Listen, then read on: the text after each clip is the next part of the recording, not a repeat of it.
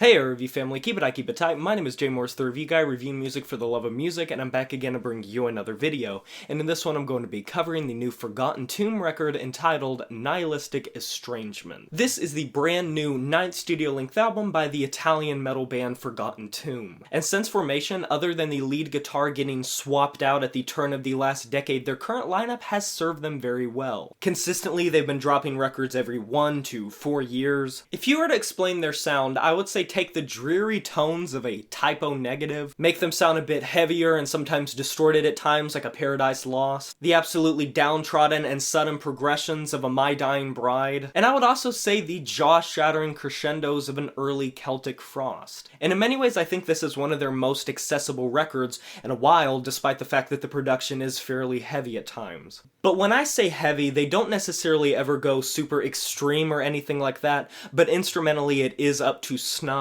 These tracks are tinged with atmosphere in the backdrop and will sometimes transition into sections where it just drips with it. However, when they do need to make a section sound a little bit chuggier, maybe a little bit more death metal inspired, they can really settle into some nice grooving riffs that doesn't ever really lose their edge but still hit you with that cutthroat side shot curved. What I'm trying to say here is this record has a consistent bite to it. You can really see how much love went into the crafting of this record, despite the fact that progressively it is one of the more underwhelming releases from them in a while. Many of these tracks can read like a typical formula that Forgotten Tomb have been playing around with for years and years in many albums. Much like a lot of the doom metal and gothic metal bands that I listed earlier in this review, they do kind of blend in with some of the weaker releases from them. And while I wouldn't outright say that any of these compositions are inherently so meticulous that they end up being cumbersome, that they end up dragging on too long, they can feel a little bit overwrought in the length department, especially when they'll carry on something super long, and that's nothing that doom metal and stoner metal and gothic metal are not known for already. That is primarily something that is found in those genres. I just think at times Forgotten Tomb doesn't necessarily pack them out enough to justify the length. However, I will say that they do balance out these moments with some of their most beautiful sonic passages. Also extremely sorrowful, to the point to where I would genuinely say that these moments that don't necessarily dominate a track but more so complement it end up being the key moments and a factor that goes into enjoying these tracks. I mean, I do enjoy the track Active Shooter, the opener, but the main thing that stands out is around the 3-minute and 40-second mark where it descends into this very doom-laden riff, which carries on and repeats with these unmistakably gothic harmonies. Combine that with the scream delivered, and it just ends up really taking this track to the next level and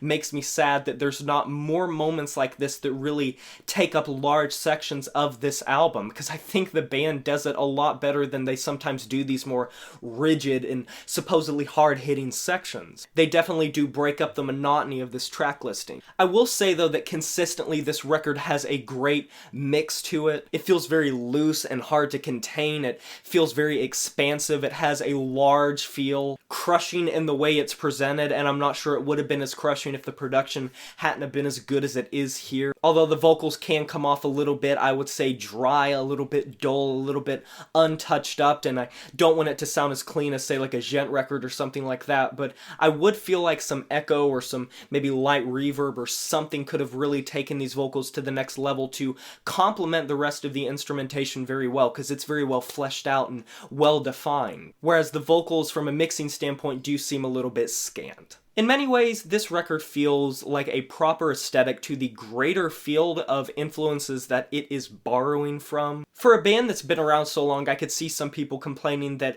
they seem to be taking so much influence from all of these different things, but I think the melting pot is so well fleshed out that you can kind of get past that and they maintain their own identity in a pretty strong way. Overall, in the future, I would just like to see them maybe work on fleshing out tracks more compositionally and layering some things to really give these tracks more identity and more life than they have on first listen, because as you're reaching more and more minutes and they're repeating riffs, they're repeating sections, some of these tracks do blend together, and from a diversity standpoint, if not a dynamic standpoint, there could be more done here to really make these tracks amazing. Not saying that they're not good already, they certainly are. They have a nice gritty punch to them.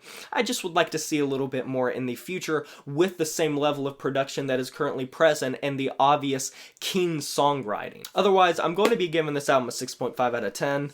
And that is a wrap. Have you heard this new Forgotten Tomb record, Nihilistic Estrangement? If you have, let me know in the comment section below what you thought about it. I would love to discuss a record with you. Be sure to like this video if you enjoyed it, subscribe to join the review family today, and smash that notification bell to be notified of my future uploads.